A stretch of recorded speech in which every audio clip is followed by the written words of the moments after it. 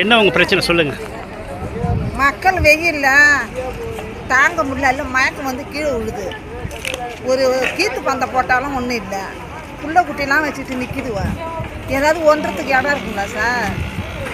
Government என்ன நிர்வாகம் பண்ணுது மக்களுக்காக? பாவம் இல்லை.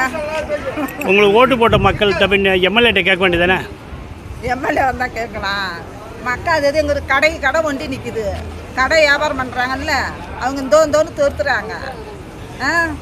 ஒரு கீத்து பந்தை போட்டால் என்ன? அந்த பஸ் ஸ்டாண்டே இடிச்சிட்டாங்க. ஒரு கீத்து பந்தை போட்டாலும் மக்கள் போய் நிற்குமில்ல.